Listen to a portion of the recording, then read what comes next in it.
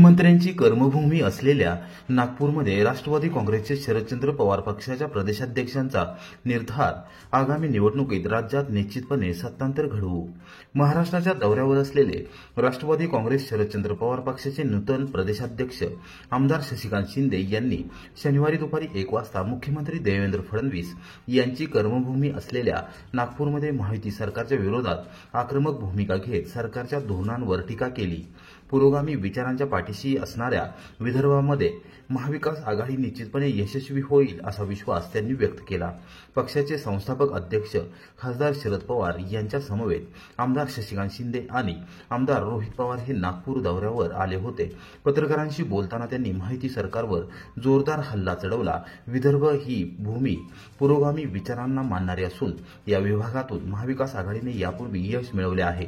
पुढील काळात देखील जुन्या आणि नवीन कार्यकर्त्यांचा मेळ घालून संघटना उभी करणार आहे. 2029च्या निवडणुकीत पक्षाला सत्तेवर आणणार असल्याचा निर्धार त्यांनी यावेळी केला. माझ्या माहितीप्रमाणे आजपर्यंत बघितलं तर विदर्भाने नेहमी काँग्रेस विचाराच्या आणि राष्ट्रवादीच्या विचाराच्या पाठीमागे उभं राहण्याचा नेहमी प्रयत्न केलेला आहे. केंद्रात आणि राज्यात सुद्धा वेगळ्या प्रकारची सत्तांतर झाली तरी काही अपवाद सोडता आजही विदर्भ या विचाराच्याच पाठीमागे उभा राहिला आहे अशा प्रकारचं चित्र आहे. आज अनेक लोक जरी सोडून गेली तरी नव्या जोमाने नवीन पक्ष संघटना बांधून नवीन आणि जुन्यांचा मेळ करून कार्यकर्त्यांच्या असलेल्या नवीन नेतृत्वाला सुद्धा उभारी देऊन आपण पक्ष संघटना मजबूत करून 2029ला परत एकदा या विदर्भातून ज्या राष्ट्रवादीला पहिले 8 आमदार निवडून देण्याचा इतिहास झाला त्याच विदर्भामध्ये तशाच पद्धतीचं पक्ष उभारणी करून तशाच पद्धतीचा इतिहास करण्याचा आम्ही प्रयत्न करणार आहोत.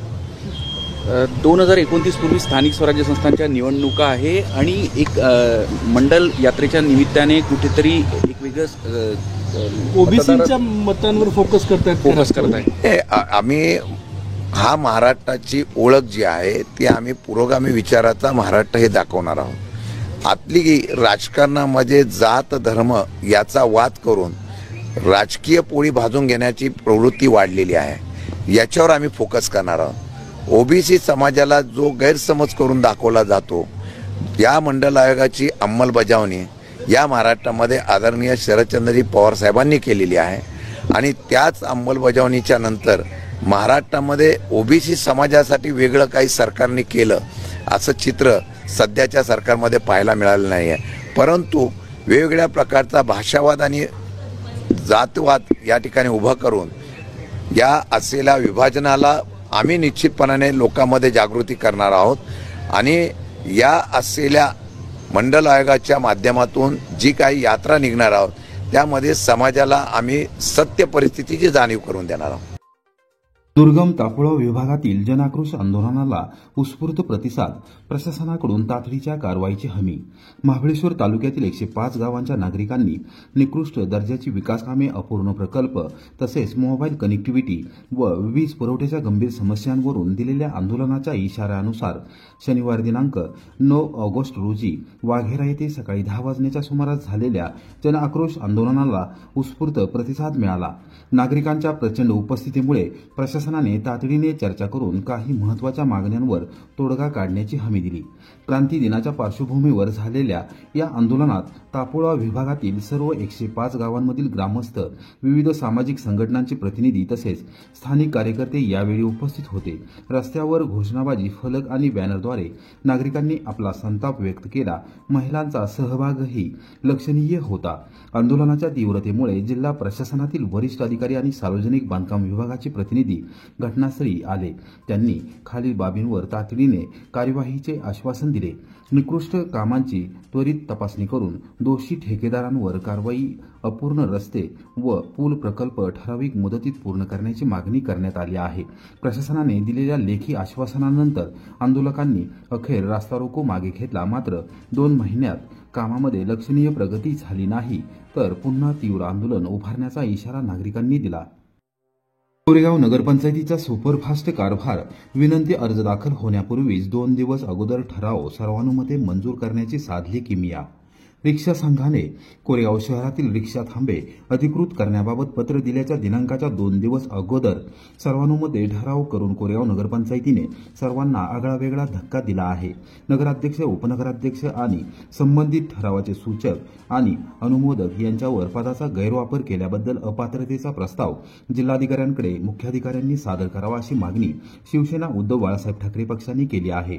पक्षाचे शहरप्रमुख अक्षय बर्गे यांनी पदाधिकारी व कार्यकर्त्यांसमोर मुख्याधिकाऱ्यांच्या नावे कोरेगाव नगरपंचायतीमधील अधीक्षकांना निवेदन सादर केले आहे.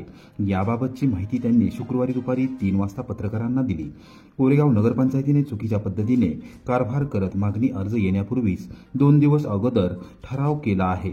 एकूणच हा प्रकार चुकीचा असून मुख्याधिकाऱ्यांनी राज्य शासनाचे प्रतिनिधी या नात्याने नगराध्यक्ष, उपनगराध्यक्ष यांच्यासह ठरावाचे सूचक आणि अनुमोदक यांच्यावर पदाचा गैरवापर केल्याबद्दल अपात्रतेचा प्रस्ताव जिल्हाधिकाऱ्यांकडे सादर करण्याची मागणी केली आहे. कोरेगाव नगरपंचायत हद्दीमध्ये 11 रिक्षा थांबे आहेत. ते अधिकृत करून मिळण्याबाबत अजिंक्य स्वयंचलित रिक्षा टॅक्सी संघाने दिनांक 25 जुलै 2025 रोजी कोरेगाव नगरपंचायतीकडे अर्ज केला होता आणि या थांब्यांना अधिकृत मंजुरी द्यावी अशी मागणी केली होती. वास्तविक ही परिस्थिती असताना देखील नगराध्यक्षा दीपाली महेश बर्गे व उपनगराध्यक्ष राहुल रघुनाथ बर्गे यांच्यासह सूचक आणि अनुमोदक यांनी दिनांक 23 जुलै 2025 रोजीच्या नगरपंचायतीच्या सर्वसाधारण सभेत ठराव केला आहे. सभेच्या कार्यवृत्तांत विषय क्रमांक 24 व ठराव क्रमांक 24/2 अन्वये हा ठराव मंजूर केला आहे. एकूणच रिक्षा संघाच्या अर्जाचा दिनांक आणि नगरपंचायतीने ठराव मंजूर केल्याचा दिनांक यामध्ये तफावत दिसून येत आहे. या ठरावामध्ये पदाचा गैरवापर केला गेला असल्याचे स्पष्ट होत आहे. त्यामुळे मुख्याधिकारी विनोद जळक यांनी तात्काळ नगराध्यक्ष, उपनगराध्यक्ष आणि ठरावातील सूचक आणि अनुमोदक यांच्यावर पदाचा गैरवापर केल्याबद्दल अपात्रतेचा प्रस्ताव तयार करून तो जिल्हाधिकाऱ्यांना सादर करावा. एक प्रशासकीय अधिकारी म्हणून त्यांनी ही कारवाई करावी अशी अपेक्षा अक्षय बर्गे यांनी व्यक्त केली आहे. वाई तालुक्यातील अतिदुर्गम जोर गावात जिल्हाधिकारी संतोष पाटील यांनी साजरा केला रक्षाबंधनाचा सण. आदिवासी बांधवांसमवेत केले स्नेहभोजन. सातारा जिल्ह्याचे संवेदनशील जिल्हाधिकारी संतोष पाटील यांनी शनिवारी सकाळी 10:30 वाजण्याच्या सुमारास रक्षाबंधनाचा अनोख्यारित्या साजरा केला.